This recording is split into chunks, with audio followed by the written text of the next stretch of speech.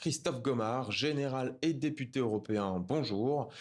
Sur le plan politique tout d'abord, quelle est l'ambiance Bonjour. aujourd'hui à Bruxelles? Est-ce que c'est la gueule de bois après l'échec de Trump ou bien est-ce qu'on est optimiste? Est-ce qu'on se sent plus proche de la paix comme le dit le Premier ministre britannique?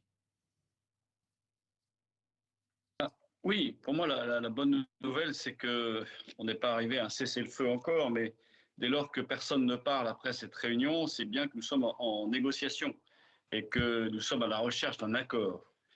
Car qui dit accord, il peut ensuite y avoir un cessez-le-feu. Mais il y a certains points d'achoppement, semble-t-il, qui ne sont pas résolus. Quels sont-ils? Je n'en sais rien, pour tout vous dire. À Bruxelles, les Européens cherchent à exister. Malheureusement, avec un Trump, c'est compliqué. Trump veut refiler aux Européens le rôle ou l'action concernant les garanties de sécurité vis-à-vis de l'Ukraine. Après que les Européens achètent de l'armement américain, en fait, pour Trump, on est dans un deal commercial, alors que pour un Poutine, on est dans un deal géopolitique. On n'est pas dans le même rapport exactement. Mais toujours est-il qu'on va, semble-t-il, et je l'espère, vers un accord. Est-ce que ça débouchera sur une paix ou est-ce que ça débouchera sur un cessez-le-feu pour commencer? Je n'en sais rien au moment où nous parlons. Quel sera justement le rôle des Européens maintenant? Est-ce qu'il sera justement militaire? Est-ce que ce sera maintenant aux Européens de faire pression sur le Kremlin? Alors, je crains malheureusement que les pressions européennes sur le Kremlin n'ont rien donné jusqu'à présent.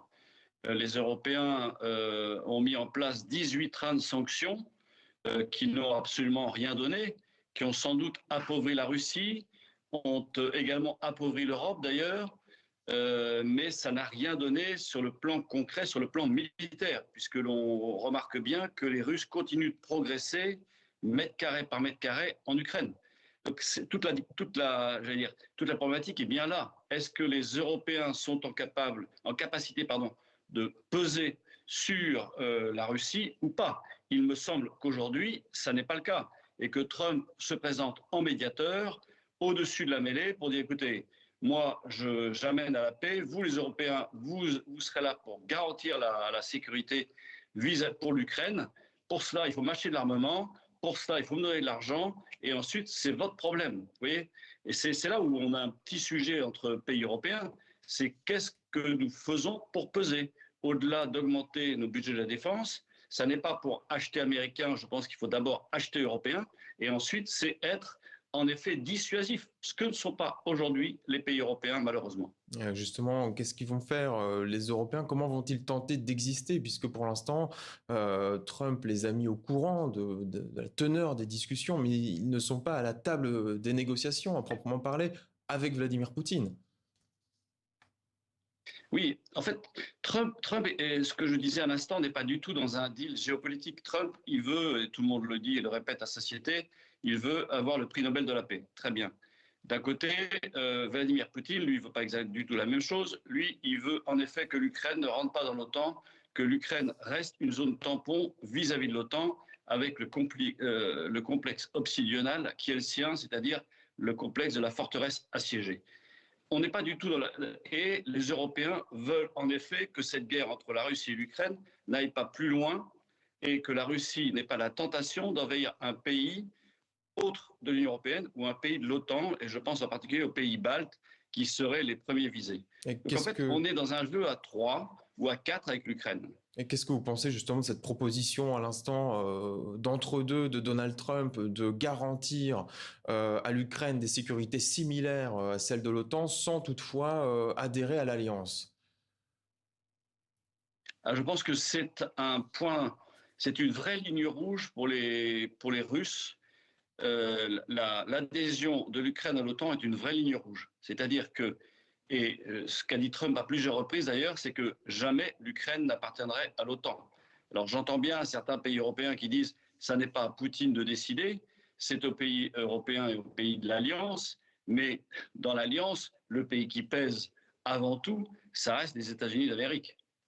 Est-ce que les honneurs reçus à la fois symboliquement par Vladimir Poutine hier, mais aussi les garanties, par exemple, qu'il n'y aurait pas de sanctions, est-ce que vous ne craignez pas que ça n'encourage justement le Kremlin à redoubler d'efforts sur le terrain, alors qu'on voit déjà qu'en ce moment les Ukrainiens ont du mal à contenir certaines avancées des Russes?